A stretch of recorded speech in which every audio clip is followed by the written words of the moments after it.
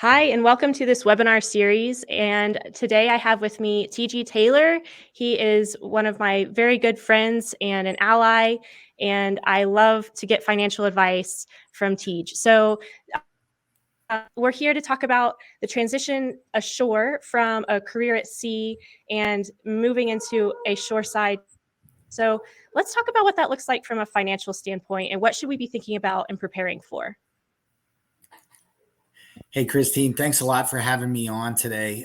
Really appreciate it, and excited to talk to your members about that transition. A couple of key things that I would bring up for anyone considering a transition from ashore to being onshore, and that is number one: hire a professional.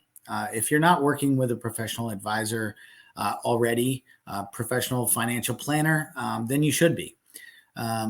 We don't, in the maritime business, we don't look at a civilian and ask them to ship their goods from China to London or something. We hire professionals for that. And financial health, financial future is something that's worth hiring a professional for. Number two, one thing that's really interesting, anytime that we're going through a transition period, especially when it's one like being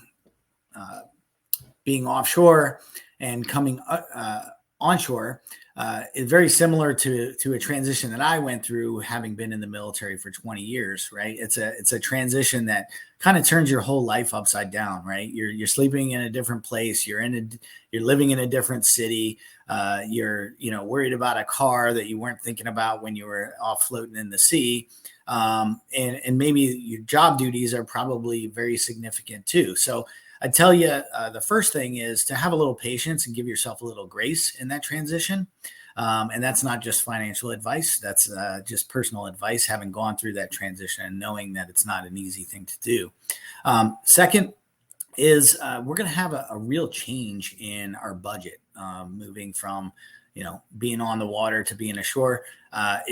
It's a real change because, if you're on the water, you might not even be renting a place. You may not even have a residence. You may have some place that you're just using temporarily, and that's it when you are ashore, or staying with friends or roommates. And so everything is probably going to change in your life when it comes to your budget.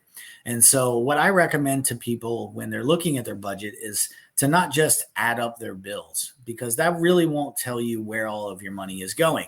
It's only going to tell you what bills you know about in advance. So that might be a good place to start, adding up the bills. But what I encourage my clients to do is to just print out some bank statements for the last few months and take a look at actually where your money is going, right? How much money are we spending on Starbucks or eating out or happy hours with our friends? And put that into the budget. If it's realistic and you're going to do it anyway, make sure that it's in your budget. Right? If it's not realistic and not something you want to do, then this is a great opportunity to realize, hey, maybe I don't need to be spending $150 at Starbucks every week, And so those two things. So hire a professional, follow a budget.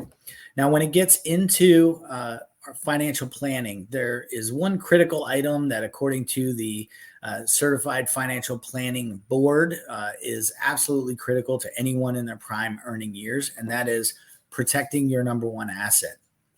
Oftentimes I'll be meeting with a client and I'll ask them what their largest asset is. And sometimes people will say it's their 401k, or it's their house, or it's, their big hunking truck that they just bought.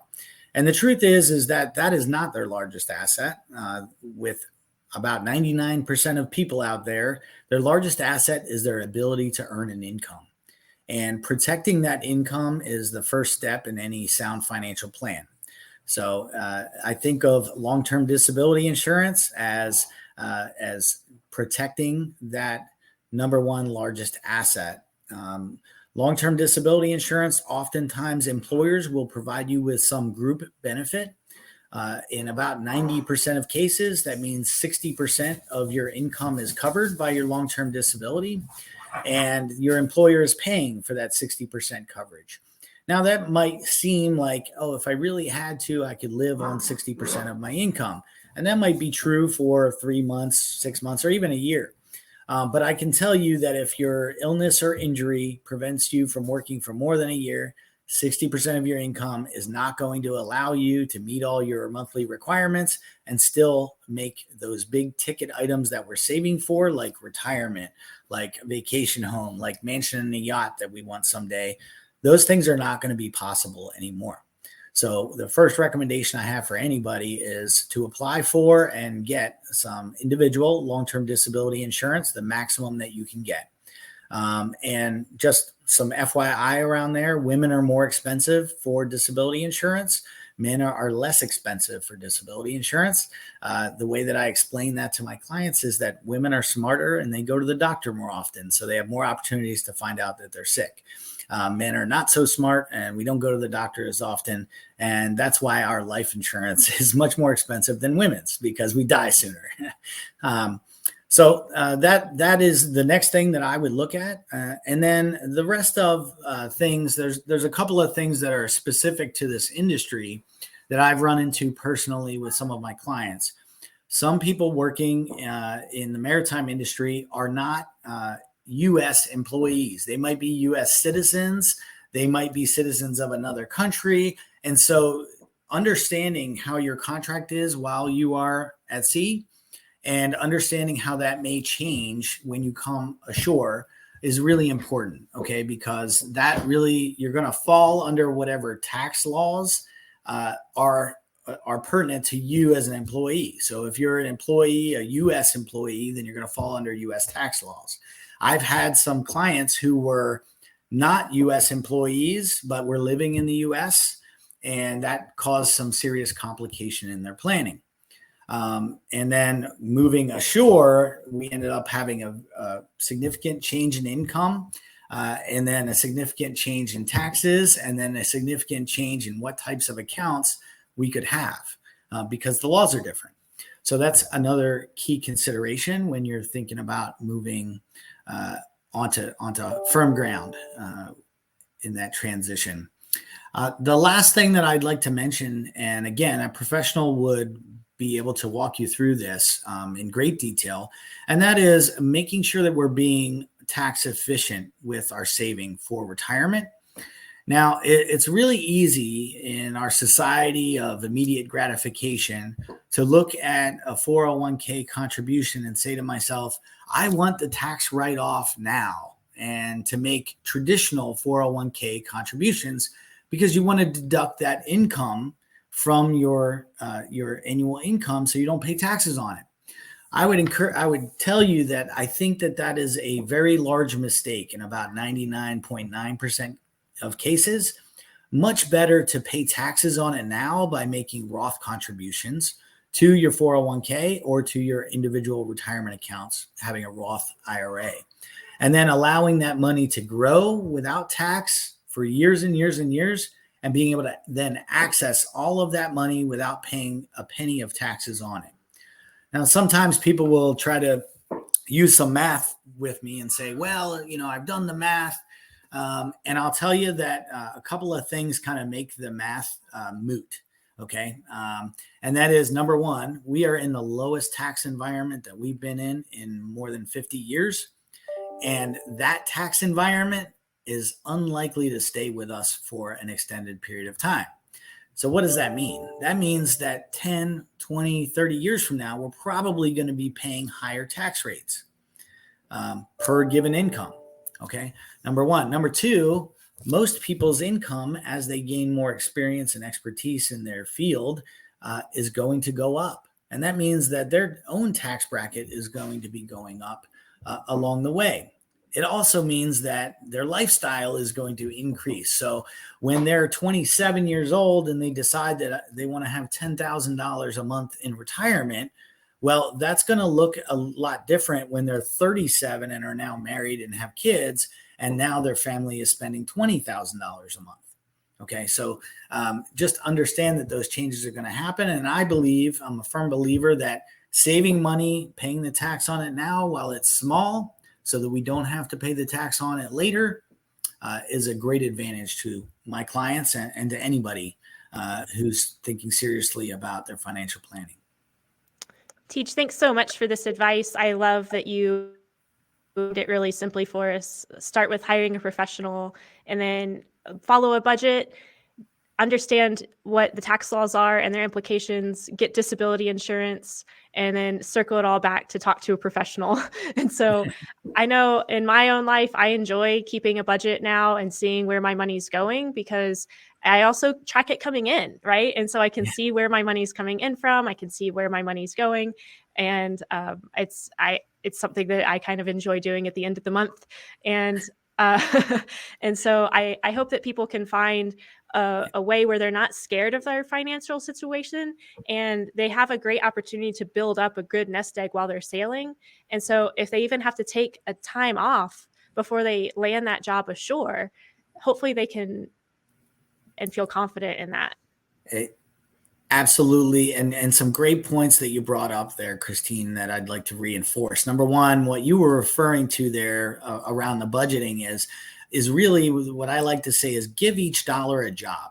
Each dollar that you're working so hard for, give it a job, right? Don't make it be purposeless, right? If a dollar's job is to give you that jolt of coffee in the morning, then that's the job for that dollar. Make that stop at Starbucks. That's its job, right? If that dollar's job is to help you save up so that you have a nice nest egg so you can make that transition, that's a great job for that dollar to have. If the dollar's job is to provide you with retirement income, then put it into your Roth 401k and make it do that for you. So I love that. The other point that I wanted to make to everybody was around that nest egg. Just in general, I always suggest to my clients that everyone should have an emergency fund, savings account, emergency fund. My mom used to call it a rainy day fund. And I used to think as a child that it was literally so when it was raining and I was feeling sad, I could go to the store and spend money. That's not what it's for at all. The rainy day fund is for when the car breaks down, the roof starts leaking. You got to put new tires on the vehicle, or maybe you're thinking about a career transition and you got to be able to pay all your bills so you don't have to take that first job that gets offered to you. You can wait for that ideal job to come to you. So 3 to 6 months, generally, I say 6 months if we're a single income household, 3 months if it's a dual income household. If you're thinking about making a transition, then what I would suggest is 3 months on top of that. So on top of that emergency fund. So if you're single income household, I'd say 9 months of living expenses before you make that transition. If you're a dual income household, 6 months of living expenses before you make that transition. Yeah, that's great advice, to just make sure that you understand what it looks like and that you can give yourself some time and be patient about that job hunt and not have to rush into it. So thanks for that, Tej. Absolutely. So any other points that you want to bring up before we wrap up this session? What I would say, Christine, is, again, let me reinforce, seek out a professional. Find a professional financial planner. It will walk you through all the steps necessary to build a very strong financial plan. And then the last final point around that financial planning actually doesn't stop when we hit retirement. Financial planning includes our estate planning. And so I'd encourage all of your viewers to think about their estate planning and what do they want to have happen when they pass, because we're all going to pass someday. And we can either allow ourselves to decide and get some estate planning documents like wills and powers of attorney in place, or we can let someone else decide, like some random judge who's going to decide where our stuff goes. And that's what happens to your stuff when it goes to probate. If you die without a will, then a judge is going to decide where your stuff goes. And so really encourage your viewers to also, think about their estate planning, get a will if they don't have one already, and make sure that gets reviewed every 5 years or so. Okay, that's great advice. Sometimes when we're stuck in this narrow view of transitioning ashore, maybe even in our 20s and 30s, we're not thinking about the long-term end goal of where we're all going. And so I think it's also really important that you mentioned that. Thank you. Yeah, absolutely. Tej, it's always a pleasure speaking with you. Thanks so much for being here and for always being a great advisor when we need you the most. Thanks for having me, Christine. It's always my pleasure. Have a great day. Thank you. All right.